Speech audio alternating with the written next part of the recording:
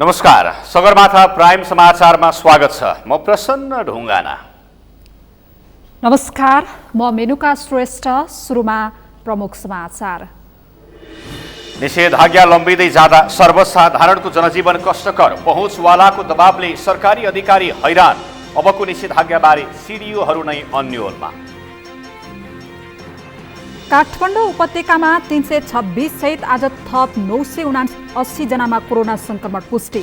देशभर 47,000 भन्दा बढीमा संक्रमण, मृतक संख्या 300 पुग्यो।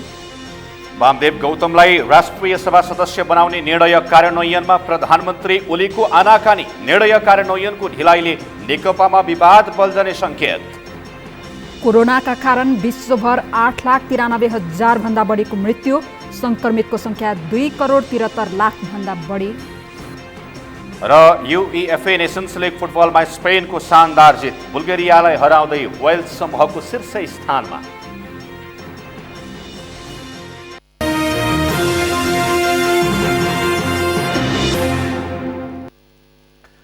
सगरमाथा प्राइम समाचार अब विस्तारमा। गत भदौ 4 गतेदेखि सुरु भएको काठमाडौँ उपत्यकाको निषेधाज्ञाको समय दोस्रो पटक थप गरेर भदौ 24 सम्म पुर्याइएको छ। संक्रमण कहिले नियन्त्रणमा आउँछ भन्न नसकिने भएकाले सजगता अपनाउँदै जनजीवन सहज बनाउनुको विकल्प नभएको जनस्वास्थ्यविदहरूले बताउँदै आएका छन्। तर उपत्यकाका प्रमुख जिल्ला अधिकारीहरूले निषेधाज्ञाको समय थप गर्दै उपत्यका प्रवेश गर्ने नाकाहरूमा थप कडाई गर्न पर्ने सुझाव दिएका छन्। प्रत्येक दिन उपत्यकामा थपिँदै गएको संक्रमितको संख्या र प्रमुख जिल्ला अधिकारीले दिएको सुझाव अनुसार के फेरि निषेधाज्ञाको समय थपिएला? केशव शर्माको रिपोर्ट। काठमाडौँ उपत्यकामा भदौ 24 गतेसम्म निषेधाज्ञा जारी गरिएको छ। संक्रमितको संख्या बढ्दै गएपछि दोस्रो पटक समयावधि थपेर निषेधाज्ञा 24 गतेसम्म पुर्याइएको हो। संक्रमितको संख्या बढे पनि यो कहिले नियन्त्रणमा आउँछ भन्न नसकिने भएकाले आवश्यक सतर्कता अपनाएर जनजीवन सहज बनाउनुको विकल्प नभएको जनस्वास्थ्यविदहरूले बताउँदै आएका छन्। तर काठमाडौँ उपत्यकाका प्रमुख जिल्ला अधिकारीहरूले भने हाल जारी रहेको निषेधाज्ञालाई निरन्तरता दिन उपयुक्त हुने बताएका छन्। उपत्यकाभित्रका 3वटै जिल्लाका प्रमुख जिल्ला अधिकारीहरूले उपत्यका प्रवेश गर्ने र बाहिरिने मानिसहरूको आवागमनमा थप कडाई गर्नुपर्ने बताएका छन्। काठमाडौँ जिल्लाका प्रमुख जिल्ला अधिकारी जनकराज दाहालले उपत्यका प्रवेश गर्ने 5वटै नाकामा सेना परिचालन गर्नुपर्ने बताए। उनले चाहेर पनि नचाहेर पनि दैनिक 2,000 भन्दा बढी मान्छेलाई भित्राउनु परेको उल्लेख गर्दै नाकालाई ठप्प पार्न नसकिने धारणा राखेका छन्। दाहालले प्रहरीले निगरानी गर्न नसकेको नभई प्रहरीले धेरै काम गर्नुपर्दा भ्याइ नभ्याइ भएकोले सीमा नाकाको निगरानी कमजोर भएको बताए। नाकामा कस्तो हुँदैछ भने करिब हामीले चाहेर पनि नचाहेर पनि करिब 2,000 मान्छेलाई हामीले काठमाडौँ भित्राउनै पर्छ।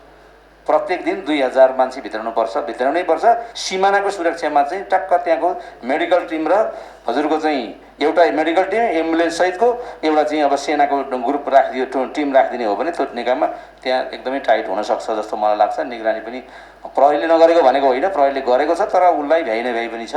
त्यस कारणले गर्दा त्यसलाई अलिक टाइट गर्न सकिन्छ कि जस्तो लाग्छ मलाई। ललितपुरका प्रमुख जिल्ला अधिकारी नारायण प्रसाद भट्टले जात्रा, संस्कृति र प्रवाहहरू भनेपछि बरु ज्यान फाल्न पनि तयार हुने देखिएकाले दशैँसम्म निषेधाज्ञालाई निरन्तरता दिनुपर्ने धारणा छ। केही क्षेत्रलाई सञ्चालन गर्न दिँदै जनजीवन सहज बनाई निषेधाज्ञालाई निरन्तरता दिनुपर्ने उनको सुझाव छ। यसो गर्दा चाडबाडमा हुने भिड कम गर्न सकिने उनको तर्क छ। चाडबाडहरू आइरहेका छन्, दसैँ जस्तो ठुलो चाड आएको छ, मान्छेहरूको अति ठुलो सेन्टिमेन्ट हुँदो रहेछ, त्यो अहिले हामीले बेहोरिरहेछौँ। जात्रा, संस्कृति, पर्व भनेपछि बरु ज्यान छाड्न पनि तयार हुने खालको मान्छेहरूको त्यो भावना हुँदो रहेछ। त्यो चाडमा पनि त्यस्तो हुनसक्छ। त्यो भावनाले दसैँसम्म हामीले यसलाई कुनै न कुनै रूपमा अलिकति केही फ्लेक्सिबल बनाए पनि यो स्थिति कायम राख्नुपर्छ जस्तो लाग्छ मलाई। यसका केही अझै सहजीकरण गर्ने इभेन्ट्सहरू खोज्ने, त्यो कम्पोनेन्ट्सहरूमा सहजीकरण गर्ने, तर यसलाई चाहिँ कन्टिन्यू त्यो बेलासम्म गर्नुपर्छ जस्तो लाग्छ। संक्रमण फैलन नदिन निषेधाज्ञाले सहयोग पुर्याउने भए पनि गरिब विपन्न परिवारलाई दैनिक छाक टार्न समस्या देखिएको छ। सरकारले यसतर्फ ध्यान दिनुपर्छ नै। त्यसैले बिस्तारै केही क्षेत्रलाई खुला गर्दै जाने रणनीति लिनुपर्ने विज्ञहरूको सुझाव छ। सरकारले मालपोत लगायतका केही कार्यालय खुला गर्ने गरी तयारी पनि थालेको छ। निषेधाज्ञा थपिए पनि मालपोत लगायतका कार्यालयहरू खुला गर्ने गरी तयारी थालिएको छ। यद्यपि मन्त्री स्तरीय निर्णयबाटै बन्द भएका कार्यालय खोल्नका लागि पनि मन्त्री स्तरीय निर्णय नै चाहिनेछ। उपत्यकामा संक्रमणको दर बढ्दै जाँदा जारी गरिएको निषेधाज्ञाको दोस्रो पटक समय थप गरिएको छ। निषेधाज्ञाकै समयमा समेत उपत्यकामा संक्रमितको संख्या बढ्दै गएको छ। त्यसैले आम मानिसको दैनिकी पनि चल्ने, संक्रमण नियन्त्रणमा समेत सहयोग पुग्ने विकल्प खोज्नु जरुरी छ। सगरमाथा टेलिभिजनका लागि केशव शर्मा, काठमाडौँ। सरकारले लामो समयको लकडाउन अन्त्य गरेपछि पुनः लकडाउन स्वरूपकै निषेधाज्ञालाई प्राथमिकतामा राखेको छ। यो अवधिमा आयस्रोत बन्द भएका निम्न मध्यमवर्गीय कसरी बाँच्ने भन्ने धाउन्नमा छन्। लामो समयदेखि लकडाउन र निषेधाज्ञा गरेर आम सर्वसाधारणलाई घरभित्रै थुनिएको छ।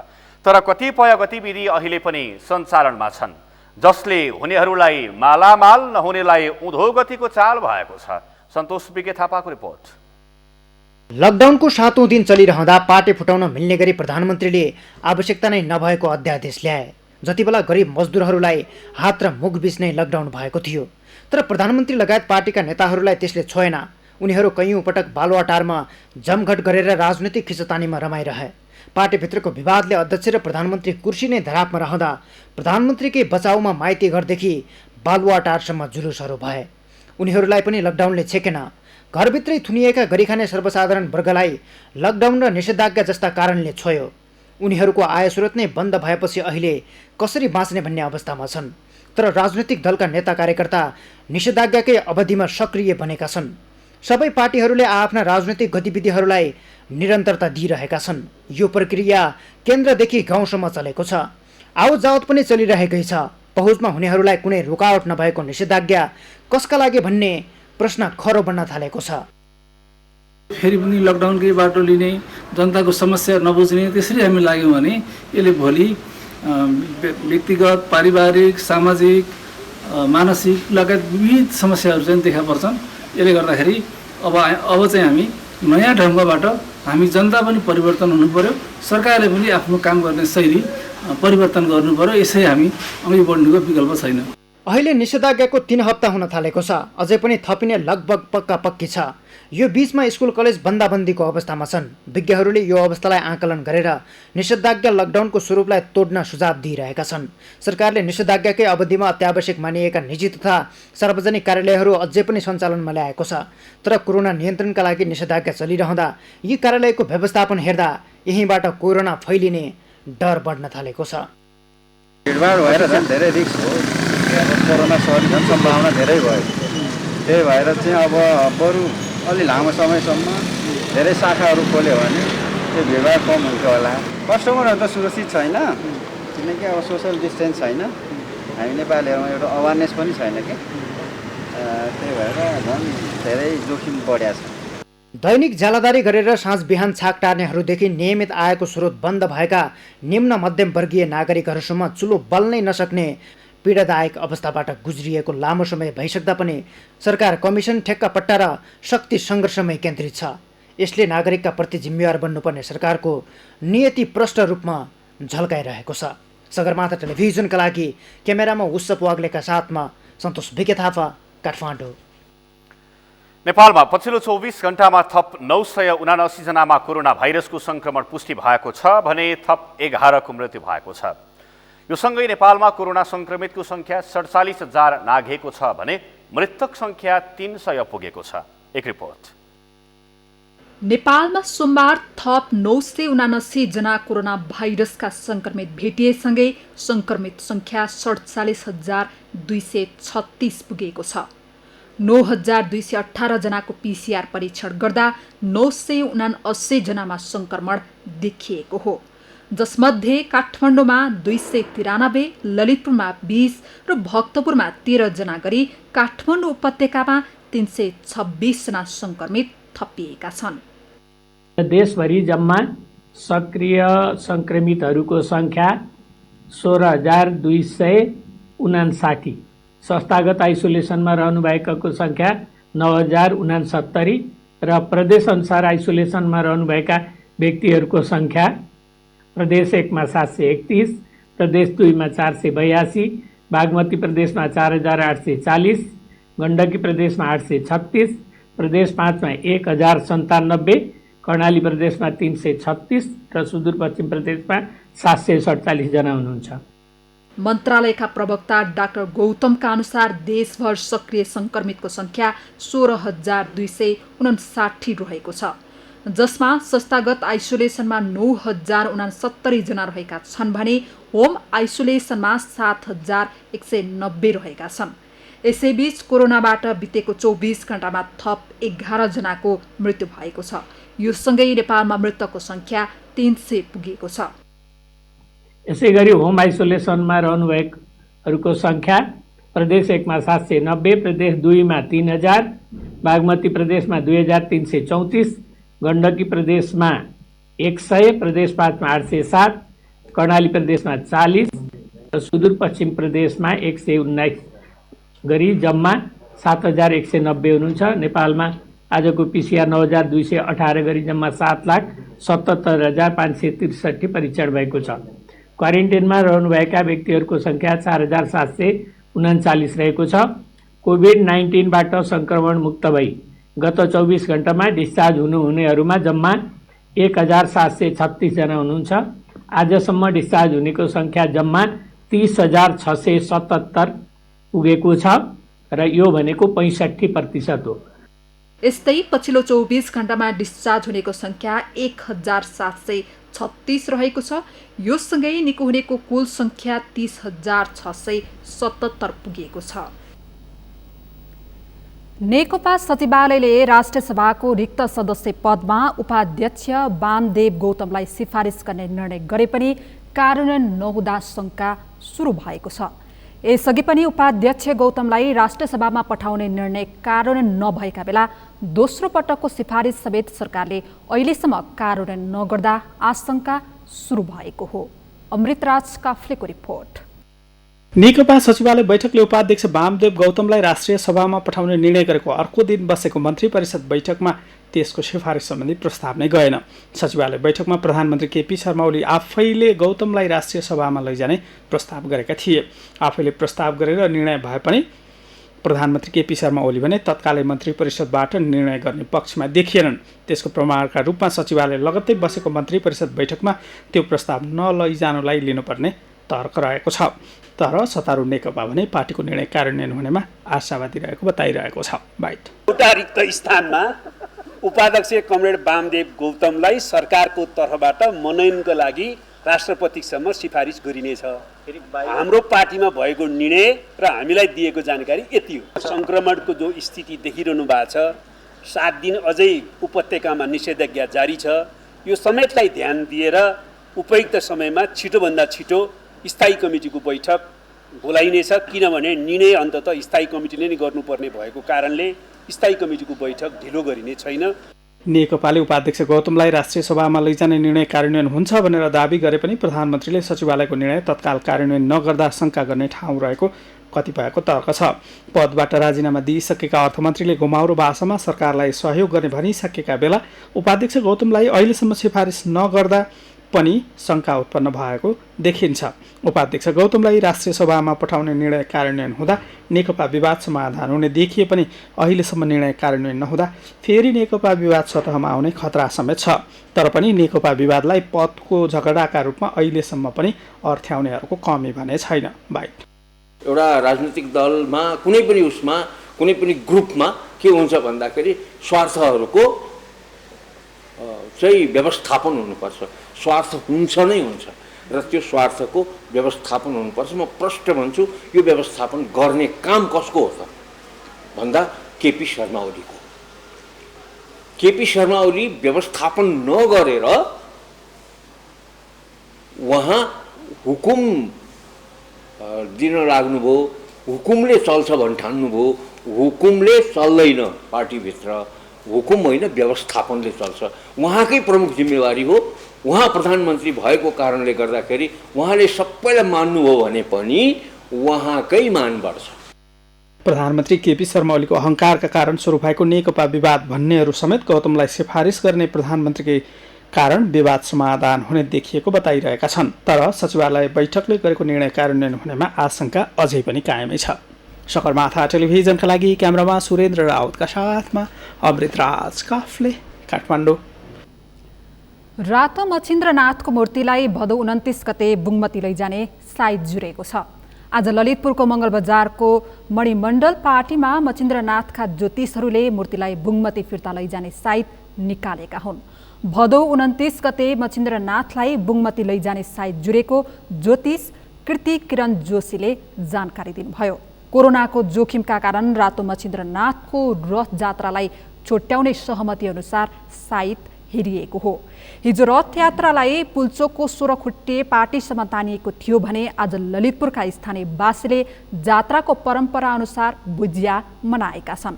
29 गते रातो मच्छिन्द्रनाथलाई बुङमती प्रस्थान गरिने जोशीले जानकारी दिनुभयो। सोही अनुसार अब चाहिँ मच्छिन्द्रनाथको चाहिँ बुङमतीतर्फको रथ यात्रा सवारी हुन्छ। बुङमती लगिएको चौथो दिनमा असोज 1 गते बिचा पूजा गरेसँगै यस वर्षको रातो मच्छिन्द्रनाथको जात्रा सम्पन्न हुनेछ। मच्छिन्द्रनाथको रथ तान्ने क्रममा पक्राउ परेका युवाहरूलाई रिहाई गर्नुपर्ने माग गर्दै स्थानीयहरूले विरोध जनाएका छन्। आज उनीहरूले ललितपुरको जिल्ला प्रशासन कार्यालय घेराउ गर्ने प्रयास गरेपछि प्रहरीले हटाएको थियो। प्रशासन कार्यालय पुगेर धरनामा बस्न थालेपछि प्रहरीले हटाएको हो। विरोध प्रदर्शनलाई मध्यनजर गर्दै मानभवनभित्र रहेको प्रशासन कार्यालयमा व्यापक रूपमा प्रहरी परिचालन गरिएको थियो। यसअघि बिहीबार जबरजस्ती रथ तानेपछि पुल्चोकमा रथ तान्ने युवा र प्रहरी बीच घम्साघम्सी परेको थियो। ट्राफिक प्रहरीलाई समेत कुटपिटमा उत्रेकाहरू सहित केहीलाई प्रहरीले पक्राउ गरेको थियो। पक्राउ परेका मध्ये केहीलाई रिहा गरिएको छ भने केहीलाई सार्वजनिक मुद्दा अभियोगमा हिरासतमा राखिएको छ। सगरमाथा प्राइम समाचारमा अब एकैछिन विश्रामपछि भारतबाट स्वदेश फर्किएका नेपालीहरू पुनः भारत जान थाले। कैलालीको त्रिनगर नाका हुँदै दैनिक 400 बढी नेपाली भारत फर्किँदै। हलिया मुक्ति घोषणा भएको 12 वर्ष पुरा, अझै 5000 हलिया परिचय पत्र र सुविधा विहीन बास भएकाहरूको पनि अवस्थामा सुधार आउन सकेन। र डोटीको सायल गाउँपालिका 6 नाराका बेसहारा बालबालिकाको सम्पूर्ण जिम्मा SOS बालग्रामले लिने।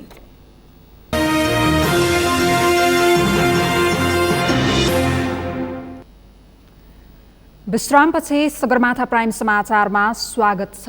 अब बाँकी समाचार। कोरोनाका कारण रोजगारी गुमाएपछि भारतबाट स्वदेश फर्किएकाहरू पुनः भारत जान थालेका छन्। केही दिन यता कैलालीको त्रिनगर नाका हुँदै दैनिक 400 बढी नेपाली भारत जान थालेका हुन्।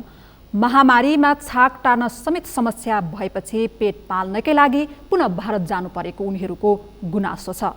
कञ्चनपुरको त्रिनगर नाका हुँदै लकडाउनको अवधिमा 18,000 सुदूरपश्चिमेली रोजगारीका लागि भारत गएका छन्। कैलालीबाट दिनेश विष्टको रिपोर्ट। कोरोनाकै कारण भारतबाट घर फर्किएकाहरू करिब 4 महिनापछि भारतमा कोरोनाले दैनिक लाख नजिक संक्रमित थपिँदै गर्दा पुनः भारत नै फर्किएका छन्। कमाएर ल्याएको रकम 2-4 महिनामा सकिएपछि भोकले मर्नुभन्दा रोगले मर्नु जाति भन्दै उनीहरू पुनः भारत फर्किएका हुन्। भोकै मर्नुभन्दा महामारीसँग लड्दै कामका लागि भारत जान पर्ने बाध्यता भएको उनीहरूको गुनासो छ। घर बस्दा रोगले भन्दा भोकले मर्ने चिन्ता बढेको भन्दै उनीहरूले रोजगारी मिल्ने मुलुक भारत जान थालेको बताएका हुन्। पहिले पनि भारतमा काम गरेर परिवार पाल्दै आएको र कोरोनाका कारण नेपाल आए पनि अहिले घरमा खान लगाउन समस्या भएपछि भारत जाने बाध्यता रहेको उनीहरूको भनाइ छ। चैतको 6 गते घर आयौँ, त्यहाँ उहाँबाट कमाइ काज गरेर ल्याएर आएको थियौँ। अब त्यही पनि खाएर सक्यो, आसन 6-7 महिनासम्म बस्यो, खाइयो। अब फेरि यहाँ केही पनि अब उपाय केही नलागे हामी रोजगार नपाएर हामी फेरि इन्डियातिर जाँदैछौँ। उत्तर प्रदेश ऋषिकेशमा हामी त्यो ठाउँमा जाँदैछौँ। हामी सरकारले प्रधानमन्त्री रोजगार कार्यक्रम, गरिबी निवारण कार्यक्रम सहितका विभिन्न शीर्षकमा बेरोजगारीलाई रोजगारी दिने भन्दै अरबौं बजेट छुट्याएको छ। त्यति मात्रै होइन, सामाजिक सुरक्षाका लागि सरकारले नै बेरोजगारलाई भत्ता दिने समेत कानुनी व्यवस्था सहित नीति तथा कार्यक्रम मार्फत पनि घोषणा गरेको छ। तर सरकारले आश्वासन मात्रै दिने परिणाम ननिकाल्ने भएपछि निराश युवाहरू ज्यानको बाजी थापेर पुनः भारततर्फ लागेका हुन्। कञ्चनपुरको कृष्णपुर नगरपालिकाका पङ्कज शर्मा भोकमरी लागिसक्दा समेत अर्को उपाय नभएपछि भारत नगई सुखै नपाएको बताउँछन्। नेपालमा रोजगारी नहुँदा दैनिक 400 भन्दा बढी सुदूरपश्चिमेली पङ्कज जस्तै बाध्यतामा भारत जाने गरेका छन्। केही महिना पहिले भारतबाट नेपाल आउने नेपालीको संख्या बढिरहे पनि अहिले फेरि भारत जानेको संख्या बढी हुँदै आएको छ। देशमा संघीयता आएर प्रदेश सरकार बने पनि स्वदेशमा बेरोजगारीको समस्या झेल्दै महामारीमा समेत भारत जान पर्ने अवस्थाको अन्त्य गर्न नसकेको भारत जानेहरूको गुनासो छ। हिरामा काम गर्छौँ हामीले, डायमन्डमा हो। अब घरमा बसेर लकडाउन छ होइन, खाना दिन पुग्दैन। अब कमान जानु पऱ्यो, भोकै बस्न सकिन्न। अब रोग बन्यो, घरमा बसेर रोगले अब घरमा कोही के व्यवसाय के भयो होइन, रोजगार भए कहानी हो। अब रोजगार छैन, त्यो हुनाले अब जानु पऱ्यो इन्डियातिर भनौँ। अब जानुपर्ने त उहाँ होइन, अस्ति 2-3 चोटि फोन गर्यो कम्पनीबाट, आउनु तपाईँ आउने कि नआउने भनेर। तपाईँ आज बल्ल यो सधैँ जोखिम रहिरहने जोखिम त हो त, यो कहिले ठिक हुन्छ? 1 वर्ष त भइसक्यो तपाईँको यो कोरोना सुरु भए, अनि के गर्ने? अब जानै गर्ने भयो उहाँ त। त्यही भएर छैन, के गर्ने? जानु त पऱ्यो। छ बिमार त सोच्दा छ, त्यही पनि के गर्ने? अब घर बसेर केही पनि छैन। भारत विश्वमै धेरै कोरोना संक्रमित भएका देशहरूको तेस्रो स्थानमा छ। तर देशमा खाना लाउनको समेत समस्या भएपछि ज्यानकै बाजी थापेर महामारीको जोखिममै भारत जाने सुदूरपश्चिमेलीहरूको लर्को लागेको छ। त्रिनगर नाकाबाट भदौ महिनाको हालसम्म 2500 नेपाली स्वदेश भित्रिएका छन् भने 5500 नेपाली कामको सिलसिलामा भारतको बेङ्गलोर, चम्पावत, हरियाणा लगायतका स्थानमा गएको तथ्याङ्क छ। भारतबाट आएका नेपालीलाई प्रदेशमै रोजगारीको ग्यारेन्टी गर्ने भन्दै प्रदेशका मुख्यमन्त्री त्रिलोचन भट्टले भाषण गरेका थिए। तर नयाँ रोजगारीका लागि पहल समेत नभएको देखेपछि निराश हुँदै प्रदेशवासी भारततर्फ लाग्न बाध्य भएका छन्। सगरमाथा टेलिभिजनका लागि कैलालीबाट दिनेश विष्टको रिपोर्ट। नेपाल सरकारले हलिया मुक्ति घोषणा गरेको 12 वर्ष पूरा भएको छ। तर हलिया मुक्तिका यी 12 वर्ष आन्दोलन गरेका हलियाहरूका लागि भने थप कष्टकर बनेको छ। सरकारले अझै पुनर्स्थापना गर्न नसक्दा मुक्त हलिया मुक्तिकै नाममा बिचल्लीमा परेका छन्। डडेलधुराबाट हर्कचन्दको रिपोर्ट। साबिकको सुदूरपश्चिम र मध्यपश्चिमका हलियाहरूले हलिया जीवनबाट मुक्तिका लागि 2059 सालदेखि सङ्गठित रूपमा आन्दोलन थालेका थिए। 12 जिल्लाका 19,059 हलिया परिवारको उत्थानका लागि 2065 साल भदौ 21 गते सरकारले हलिया मुक्त घोषणा गरेको थियो। तर सरकारले बितेको 12 वर्षको अवधिमा 11,000 हलियाको सानो घर बनाए पनि प्रमाणीकरण भएकै 5,000 हलिया मुक्तिपछिको 12 वर्षसम्म अलपत्र छन्। उनीहरू परिचय पत्र पाउने आशमा बसेका छन्। तर छुटेका हलियाको तथ्याङ्क सङ्कलनमा समेत अझै सरकारले काम थालेको छैन। कसैले पाइएको थिएन, सब नपाउनेले पनि पाउनु पऱ्यो भन्ने मेरो सोच हो। अब पछाडि जो इन्डियाबाट यता आएको, अब हम त जसरी तसरी दलित गरिब छौँ, त्यो केही पनि रोजगार पाएले भन्ने। हाम्रो जो यो छुट मुक्त हलियाको तथ्याङ्क नेपाल सरकारले टिभी दिनु पर्यो। तम पनि हम आशा छौँ मुक्त हलिया हाम्रो 2551 घरधुरीको तथ्याङ्क टिपेको थियो, त्यो पनि पूर्ण भएको छैन। नेपाल सरकारबाट प्रमाणीकरण भएका 16,953 मध्ये 13,546 घरधुरीले मात्रै पुनर्स्थापनाको प्याकेज प्राप्त गरेका छन्। राष्ट्रिय मुक्त हलिया समाज महासङ्घ केन्द्रीय कार्यालय डडेलधुराका अनुसार पुनर्स्थापना प्याकेज पाएका मध्ये 9% घरधुरीले अझै दोस्रो किस्ता रकम पाउन सकेका छैनन्। अझै 20% मुक्त हलियाहरूको पुनर्स्थापनाको पर्खाइमै 12 वर्ष गुज्रिएको छ। नेपाल सरकारले प्रमाणीकरण गरेको सङ्ख्या जुन 16,953 जना थियो र त्यसमध्ये अहिले 13,546 जना अहिले प्रमाणीकरणमा परिसके पछाडि उहाँहरूले पुनर्स्थापनाको सवालमा केही पुनर्स्थापनाको कुराहरूमा चाहिँ सहभागी हुन पाएका छन् भने अझै पनि 9% मुक्त हलियाहरू पहिलेको आधी किस्ताहरू लिएर आधी किस्ता चाहिँ नपाएर अल्लमल्लको अवस्था छ। अनि त्यसैमा 20% हेर्ने हो भने चाहिँ अहिले पुनर्स्थापनाको दायरामा पनि आउन सकेको अवस्था छैन। हलिया प्रतिनिधि र तत्कालीन नेपाल सरकार बीच भएको 5 बुँदे सहमति अनुसार हलिया प्रथाको अन्त्यको घोषणा भएको दिनको सम्झनामा हलिया मुक्त दिवस मनाइँदै आएको हो। भाद्र 21 गते नेपाल सरकारका तत्कालीन शान्ति मन्त्री जनार्दन शर्माले हलियाका माग सम्बोधन गर्ने 5 बुँदे सहमति सुनाउँदै औपचारिक रूपमा हलिया मुक्तिको घोषणा गरेका थिए।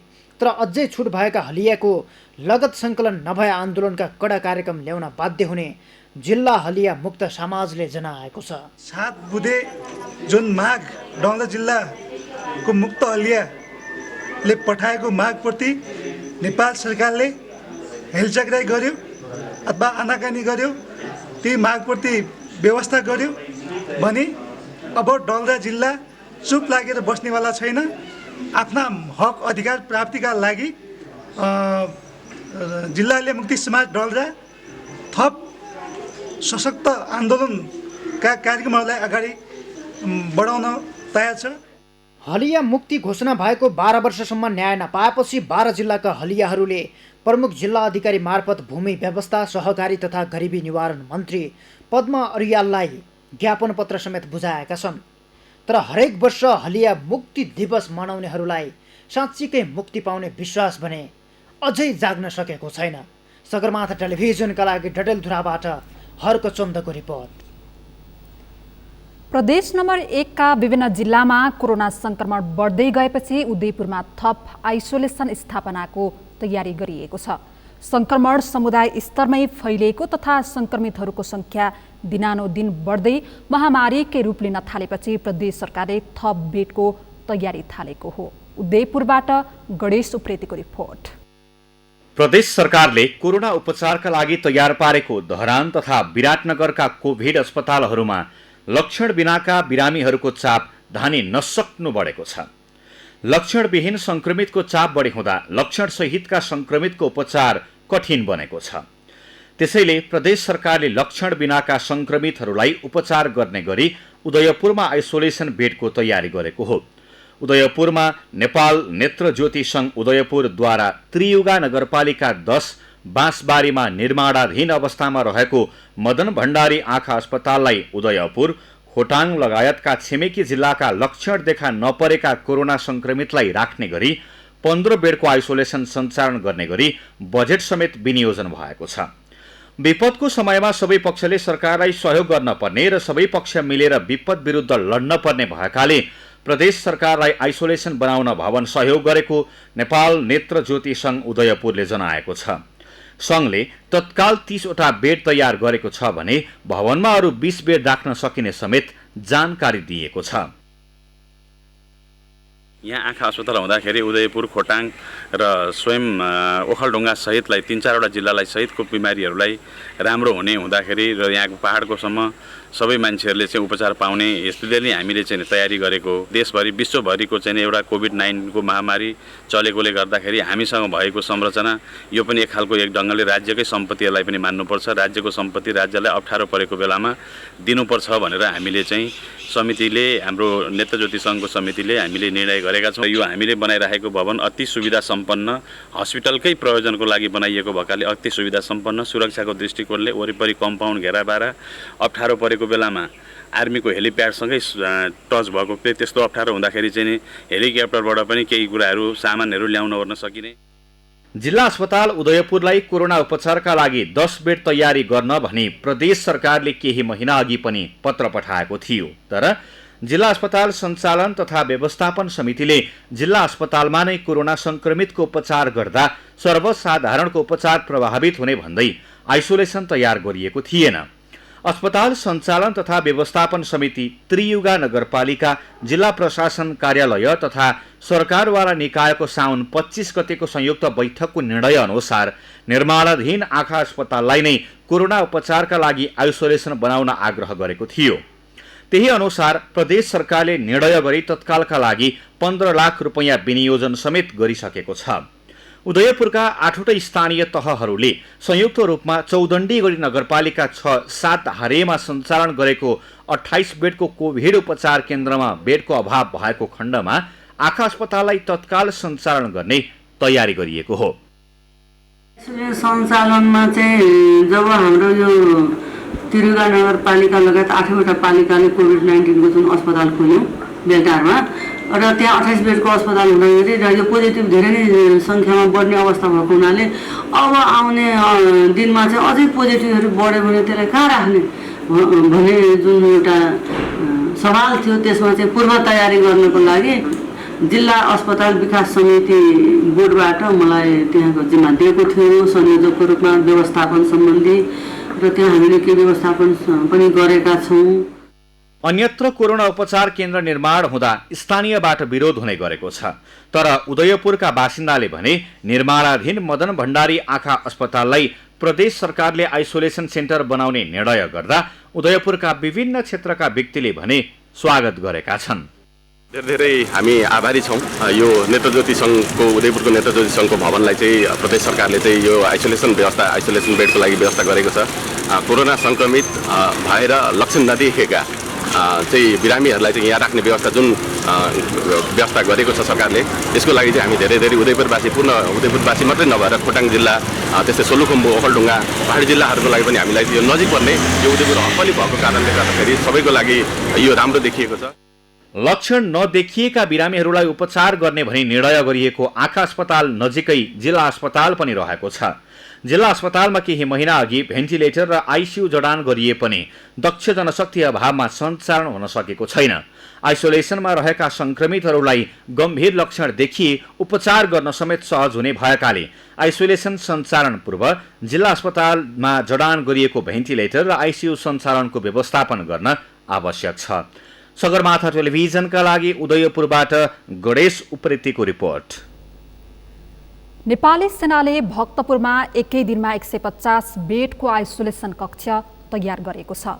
सेनाले भक्तपुर स्थित सैनिक महाविद्यालयको बीबीए ब्लकमा एकै दिनमै 150 बेडको आइसोलेसन कक्ष तयार गरेको हो। उक्त ब्लकमा 25वटा कोठा रहेको र प्रत्येक कोठामा कम्तीमा 6 जनालाई राख्न सकिने सेनाले जनाएको छ। आइसोलेसनको व्यवस्थापन 3 समूहले गर्नेछन्, जसमा व्यवस्थापकीय टिम, मेडिकल टिम र हाइजिन तथा फोहोर मैला टिम रहने सूर्य विनायक ब्यारेका गणपति प्रमुख सेनानी शिवप्रसाद पौडेलले जानकारी दिनुभयो। उक्त आइसोलेसनमा पहिलो चरणमा संक्रमित सैनिक तथा आश्रित परिवारलाई राख्ने उहाँले बताउनुभयो। महाविद्यालयको यो बीबीए ब्लकमा हामीले 150 बेडको आइसोलेसन तयार गरिएको छ। यसमा 25वटा रुम र प्रत्येक रुममा 6 देखि 10वटा सम्म बेडहरू राखी तयार गरिएको छ। मेन गरी हामी नेपाली सेनाकै सबै युनिटहरूदेखि यहाँ भएको रिसोर्सेसलाई नै हामीले प्रयोग गरी यसलाई जति सक्दो चाँडो हामीले तयार गरिएको छ। हामीले यहाँ ल्याएर हाम्रो नेपाली सेनाको र हाम्रो आश्रित परिवारहरूलाई यहाँ राख्नको लागि मिलाएको छ। सेनाले यसअघि भक्तपुरको सूर्य विनायकमा 75 बेडको आइसोलेसन तयार गरेको थियो। यो सँगै भक्तपुरमा सेनाले 225 बेडको आइसोलेसन कक्ष तयार गरेको छ। डोटीको सायल गाउँपालिका 6 नाराका बेसहारा बालबालिकालाई दीर्घकालीन व्यवस्थापनका लागि धनगढी पठाइएको छ। बुबा बाजी खाँतीको करिब 15 महिना पहिले मृत्यु भएपछि आमा सङ्गीता गत फागुन महिनादेखि घर छाडेर सम्पर्कविहीन भएकी थिइन्।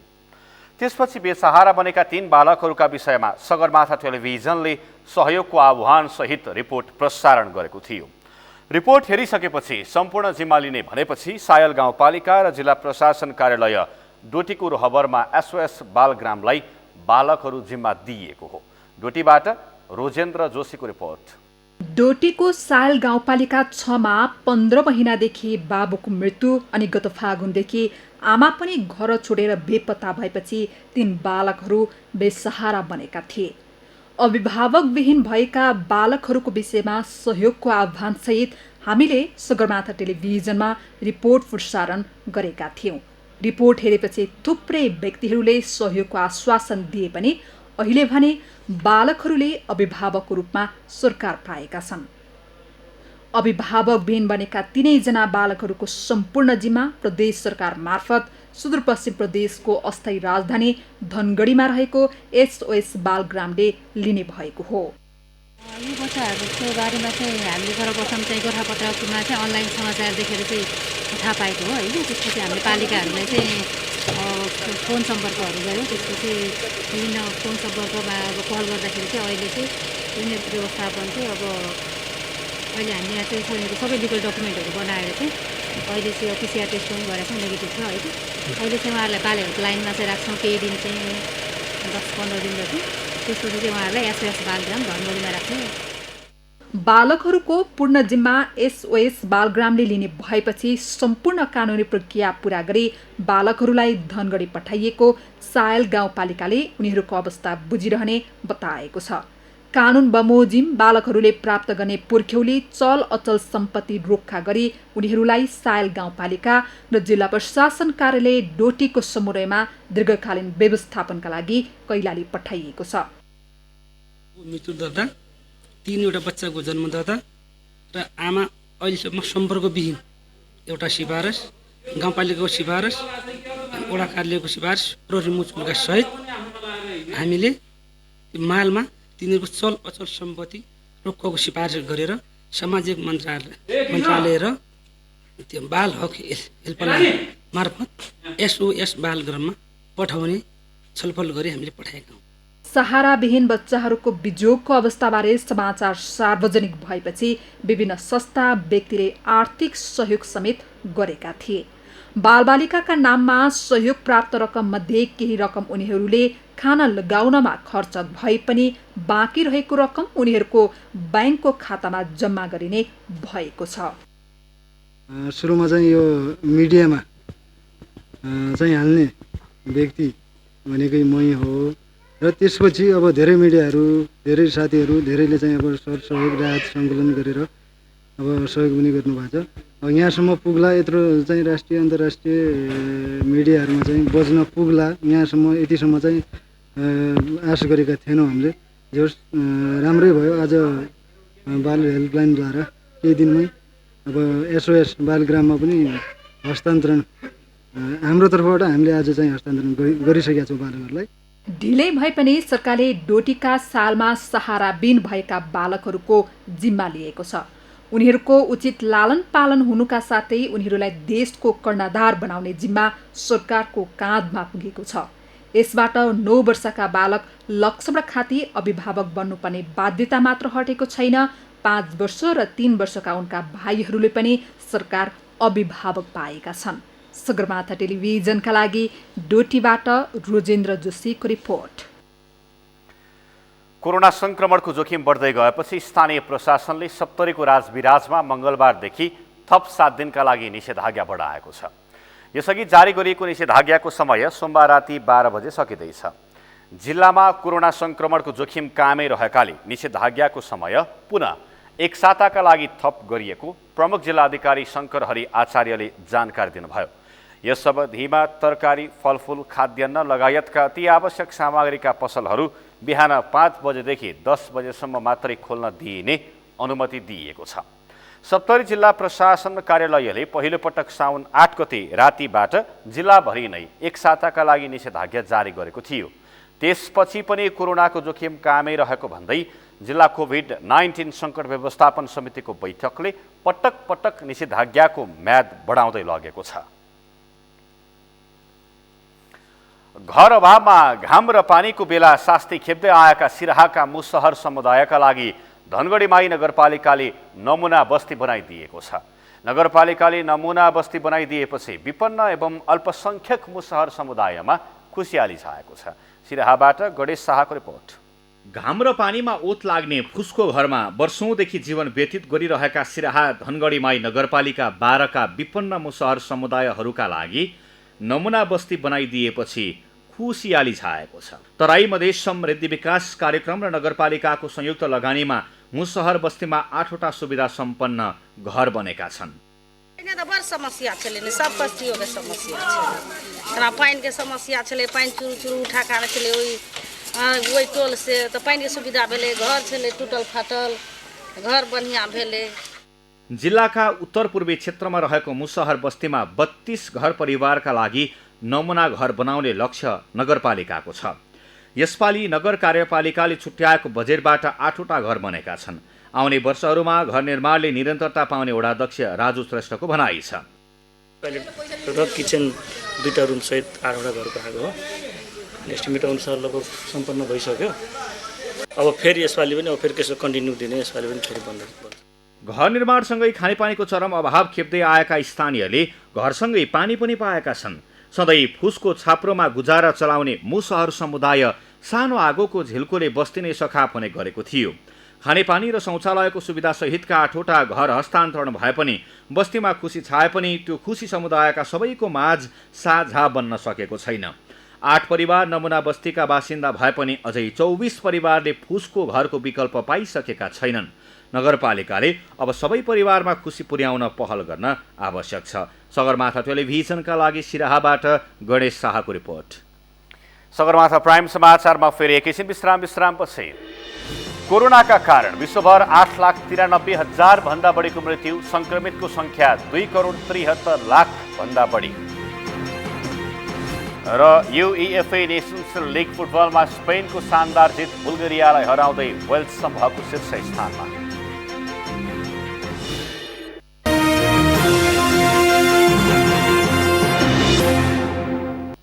अब पालो खेल समाचारको।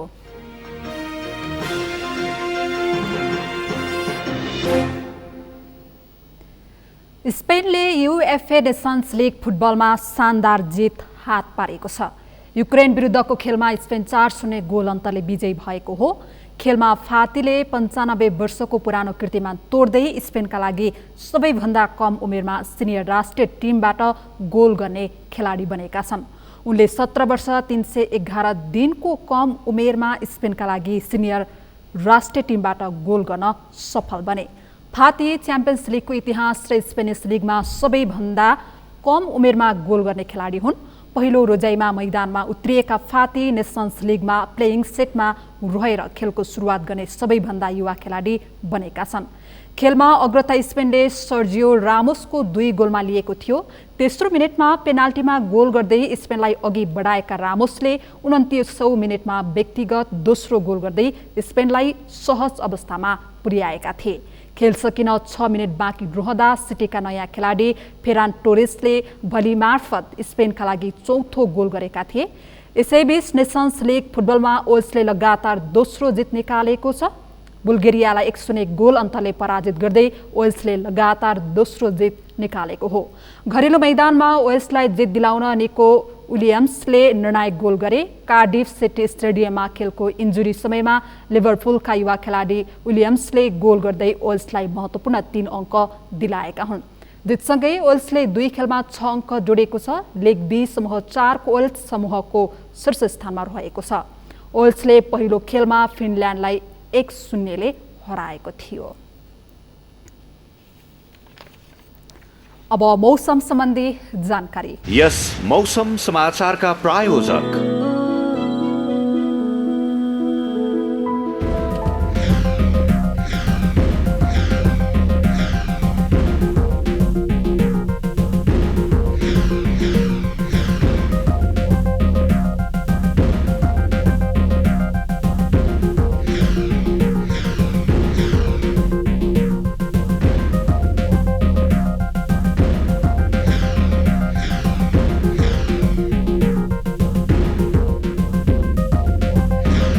यस मौसम समाचारका प्रायोजक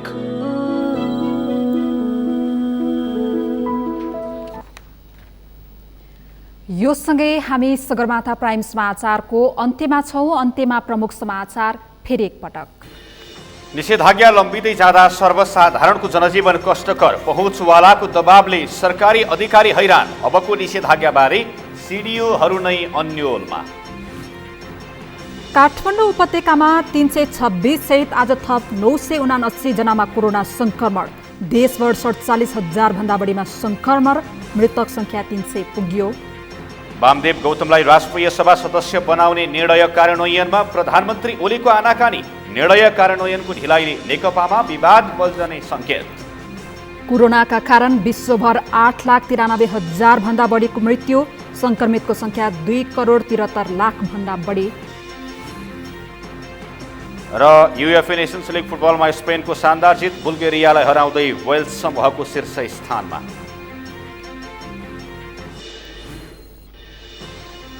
हौस् त सगरमाथा प्राइम समाचार अहिलेलाई सकियो। तपाईँ समाचार बुलेटिनका साथै सगरमाथा टेलिभिजनका सम्पूर्ण कार्यक्रम www.sagarmatha.tv मा पनि पढ्न र हेर्न सक्नुहुनेछ। साथै युट्युबमा youtube.com/sagarmatha TV नेपालमा हेर्न सक्नुहुनेछ। साथै तपाईँ हामीलाई फेसबुकमा पनि facebook.com/STV नेपालमा फलो गर्न सक्नुहुनेछ।